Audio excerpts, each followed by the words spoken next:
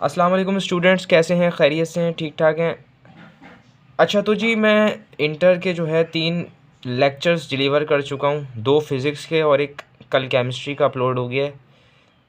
साथ साथ जो है मैं एप्टीट्यूड को भी कवर अप करूँगा इंशाल्लाह। Math, physics and chemistry. English भी होता है लेकिन इंग्लिश को नहीं करूँगा क्योंकि मैं 3 सब्जेक्ट को ही कवर करने की कोशिश करूँगा क्योंकि ये one of the most important subject भी होते हैं और इसमें ज़्यादा मेहनत होती है एज़ कम्पेयर टू उधर भी होती है, इंग्लिश में भी होती है, लेकिन इसमें उनके मुकाबले में ज़्यादा होती है। लेकिन आप लोगों को ये बात ज़हन में होनी चाहिए कि डिफरेंट यूनिवर्सिटीज़ का डिफरेंट क्राइटेरिया होता है। जैसे नस्ट का अलग होता है, नस्ट का अलग क्राइटेरिया होता है, फास्ट का अलग होता है, एनईडी का अलग होता है। इस तरीके से आपको मालूमात हासिल करनी होगी। अपने जो है कोचिंग से कर लें या तो अपने जहाँ आप लोग पढ़ रहे हैं एप्टीट्यूड का उधर से कर लें कि उधर कितने नंबर की कौन सी होती है। खैर, back to the video.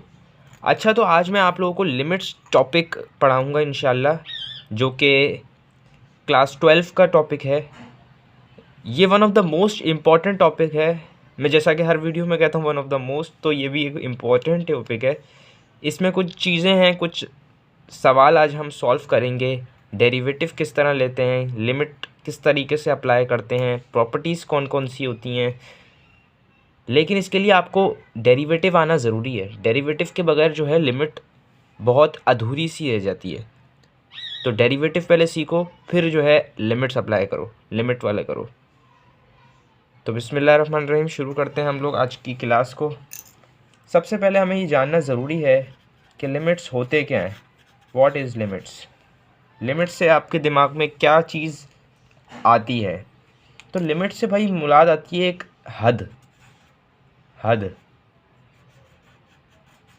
Limit होती है ना अपनी, अक्सर कहते हैं लोग अपनी लिमिट में रहो, तो अपनी हद में रहो। लेकिन हमारी यहाँ जो मुराद है वो नंबरों में होगी। यानी हमें जैसे एक नंबर लाइन में ड्रॉ कर दूँ, ये मेरे पास ये 0 1 2 -1 -2। अच्छा, अगर मुझे इसमें फ़ंक्शन में एक फ़ंक्शन का टॉपिक बात करूं, क्योंकि हमारा टॉपिक नहीं है लेकिन मैं इसको रिलेट इसलिए कर रहा हूं ताकि आपको अच्छा समझ में आए। मैं आपके पास एक फ़ंक्शन दे दूं, फॉर एग्जांपल f(x), और इसको x² के इक्वल कर दूं, और मैं कहूं कि put x = 2 in this function. तो बच्चे तो बोलेंगे सर इसमें तो कोई मुश्किल बात ही नहीं है। हम बिल्कुल बहुत कोई मुश्किल की बात नहीं, लेकिन मैं आपको बस एक एग्जाम्पल के ज़रिए से समझाना चाह रहा हूँ कि मैंने x की जगह 2 लिखा, x की जगह 2 स्क्वायर, f2 क्या हो गया, 4 हो गया हमारा। ठीक हो गया। तो ये हमारे पास होता है फंक्शन। फंक्शन अप्रॉक्स नहीं होता, फंक्शन जो है एब्सोल्यूट यानी एक्यूरेट होता है। एक्यूरेट फंक्शन में कोई भी वैल्यू डालोगे तो एक्यूरेट आपके पास जवाब आ जाएगा। जबकि लिमिट में कुछ ऐसा होता है कि आप जब लिमिट्स में जो है ना अप्रॉक्स वैल्यू आती है, तकरीबन आगे पीछे होती है, मतलब आगे पीछे से मुराद अप्रॉक्स। आप लोग समझ रहे होगे अप्रॉक्स का मतलब करीब करीब। यानी इसकी मिसाल बिल्कुल इस तरीके से है कि मैं लिमिट लिखूं और इधर जैसे मैं इसी फंक्शन के मुताबिक x² लिखूं। अगर मुझे चाहिए limit x = limit x tends to 2, ये टेंड्स होता है, टेंड्स एरो मतलब टेंड्स, या आप एरो मतलब कह लो अप्रोच, यानी इसकी तरफ बढ़ है, वैल्यूज़ बढ़ रही है। अच्छा तो जी मैं आपको बता रहा हूँ कि अगर आपके सामने लिमिट आ जाए और वो लिखा हुआ हो उसके अंदर x approaches to tends to 2, तो आप लोगों ने ये हरगिज़ समझना नहीं है कि ये 2 ही है। ये 2 नहीं है, ये 2 के करीब करीब है। या तो 2 के इधर होगा, ये 2 है, या तो 2 के इधर होगा, इस साइड पे होगा, या इस साइड पे होगा। यानी 2.1 हो सकता है या 1.9। अप्रॉक्स नहीं हो सकता, एग्जैक्ट नहीं हो सकता। ठीक है। अच्छा तो फॉर एग्जांपल जैसे मैं x अप्रोचेस टू 2 कह रहा हूँ, तो मैं इसके पीछे पीछे एक नंबर लूँगा। एग्जैक्टली क्या मैं ठीक हो रहा हूँ? बात समझ आई? तो x स्क्वायर क्या होगा, 1.9 का स्क्वायर करते हैं, ये देखें 1.9 का स्क्वायर करते हैं तो मेरे पास आ रहा है 3.61। इसी तरह 2.1 का कर देते हैं तो ये आ गया मेरे पास 4.41। तो ये अप्रॉक्स कहलाएगी, अप्रॉक्सीमेटली या टेंड्स टू का मतलब भी मैं ये समझाना चाह रहा हूँ कि टेंड्स टू, अप्रोच का मतलब है एग्जैक्ट वैल्यू नहीं होगी, यानी अप्रॉक्स आगे पीछे हो सकती है।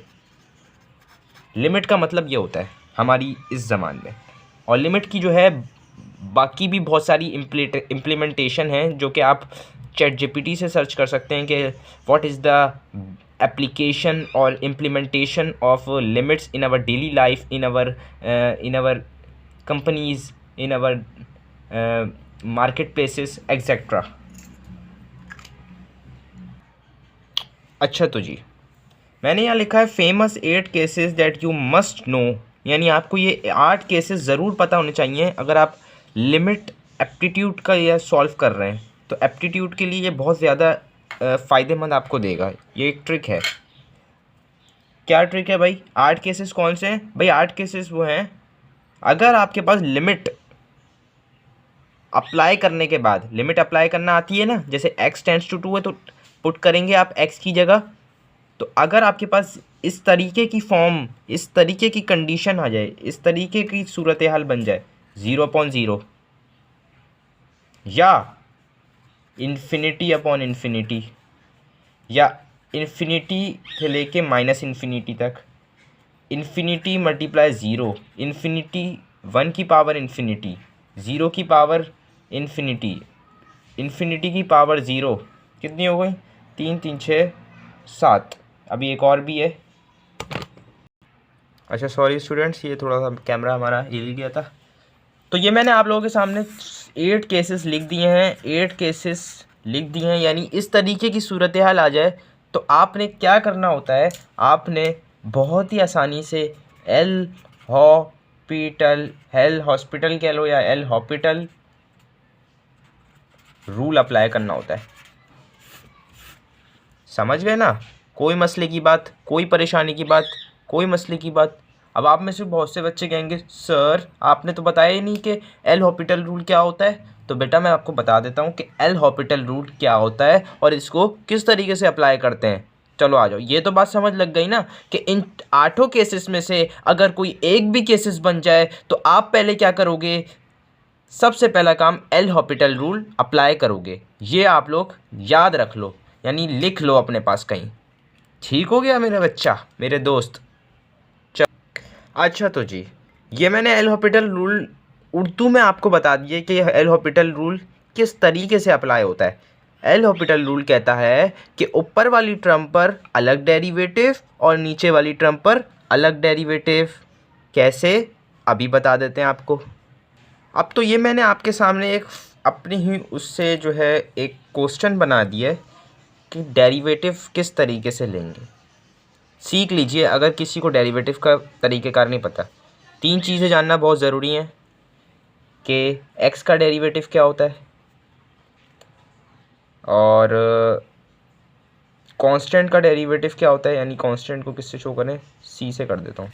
कांस्टेंट का डेरिवेटिव क्या होता है और y का डेरिवेटिव, y तो हाँ।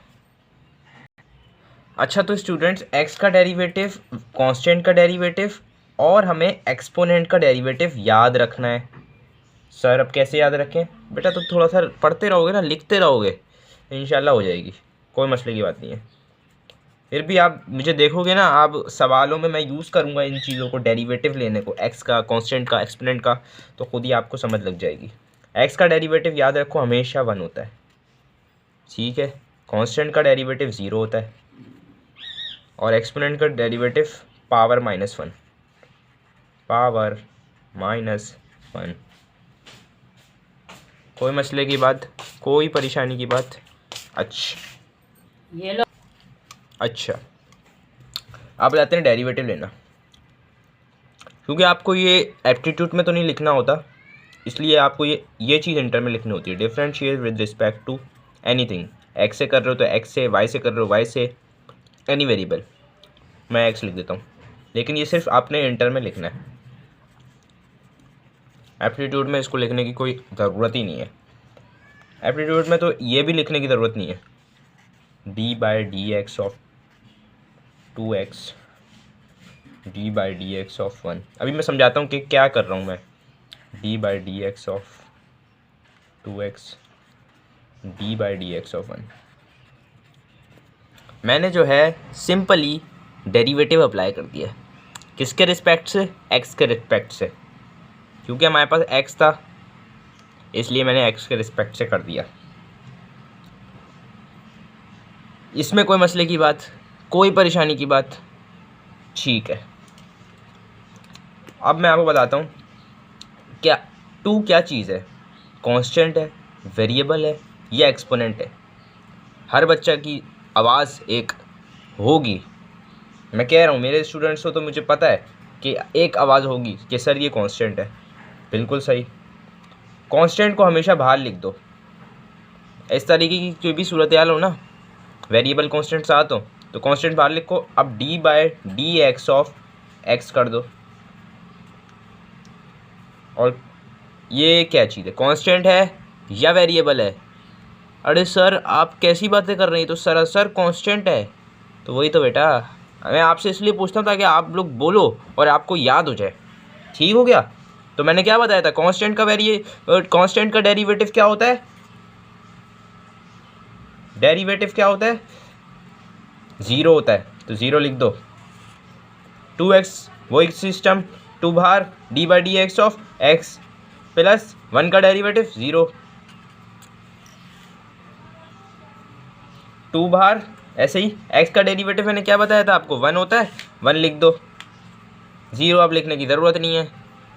2x का डेरिवेटिव 1 होता है तो 2/2 हो गया। 2/2 1 के बराबर होता है।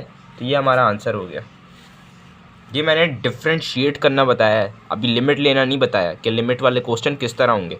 ये हमारा है पूरा differentiate with respect to x। बोलो x with respect to x, ये होता है।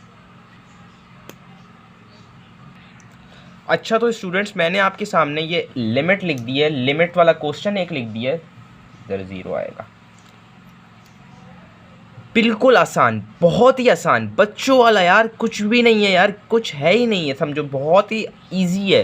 तुमने अगर डेरिवेटिव सीख लिया, ये वाली चीज़ सीख ली है तो ये तो बस हलवा है। हलवा क्या है ये? हलवा, हलवा, हलवा है ये, हलवा।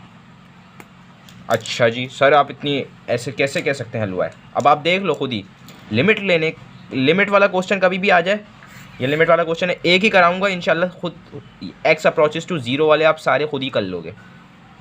मैं इसलिए x अप्रोचेस टू 0 कह रहा हूँ क्योंकि इन्फिनाइट भी होता है। अभी आप घूमो नहीं, बस इस पे फोकस करो, x अप्रोचेस टू 0 और दिस टाइप ऑफ टर्म। अच्छा जी, लिमिट वाले क्वेश्चन में सबसे पहले होता क्या है कि पहले आप लिमिट को अप्लाई करवाते हो। बैक करके देख लेना, मैंने पहले भी कहा था लिमिट को अप्लाई कराते हो क्या करोगे, लिमिट x अप्रोचेस टू 0 कर रहा है, 4 की जगह 0, x की जगह 0, 3 ऐसी रहा, x की जगह 0 -3। ठीक है, 4 0 से 0 प्लस 3/0 -3 और 3/-3, 3 1 से 3 कैंसिल हुआ, 1 1/1 -1 आ गया, ऊपर आ गया, आंसर ही आ गया बेटा। कोई मसले की बात ही नहीं थी इसमें।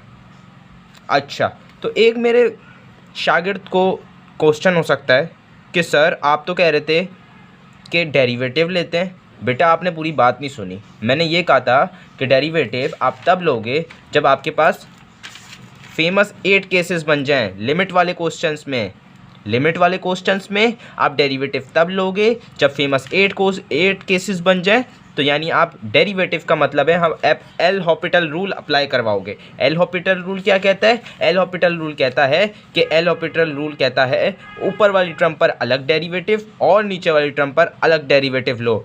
डेरिवेटिव किस तरह लेते हैं मैंने आपको बताया कि differentiate with respect to x जिस तरीके से लिया है किस तरह हुआ, 2 बार आया। एक्स का डेरिवेटिव क्या होता है? 1 होता है। कांस्टेंट का डेरिवेटिव 0 होता है। एक्सपोनेंट का डेरिवेटिव पावर -1 होता है। तो इसलिए हमने इधर डेरिवेटिव अप्लाई नहीं किया क्योंकि फेमस 8 केसेस नहीं बने। फेमस 8 केस नहीं बने। कहाँ बने? 0/0 बना, इन्फिनिटी बना, 1 की पावर इन्फिनिटी बना, 0 की पावर इन्फिनिटी बना, पावर मल्टीप्लाई बाय इन्फिनिटी बना और इन्फिनिटी की पावर 0 बना, नहीं बना। इसी वजह से हम लोगों ने इधर डेरिवेटिव नहीं लिए, ना हमें इसके लेने की ज़रूरत पड़ी। ये मैंने आपको एक लिमिट का क्वेश्चन कराया है, क्योंकि वीडियो 15 मिनट की हो चुकी है ऑलरेडी, तो आज की वीडियो मैं यहीं एंड करता हूँ। सारे बच्चों को इंशाल्लाह ज़रूर समझ में आया होगा। कोई भी कन्फ्यूजन हो, कोई भी चीज़ पूछनी हो, अगर मैंने कोई गलती कह दी हो, कोई गलत बात हो तो दिल से माजरत। और इसके साथ साथ अगर मैंने कोई पढ़ाने में कोई गलती हुई हो, कोई चीज़ मैंने गलत कर दी हो, क्योंकि इंसान हूँ मैं भी, आपकी तरह का एक स्टूडेंट हूँ, हो सकती है गलती, तो आप लोग मेरी इस्लाह कर सकते हैं और मुझे ज़रूर कमेंट सेक्शन में बता सकते हैं। आपका teacher sir Daniyal Imran. Thank you. अल्लाह हाफिज़।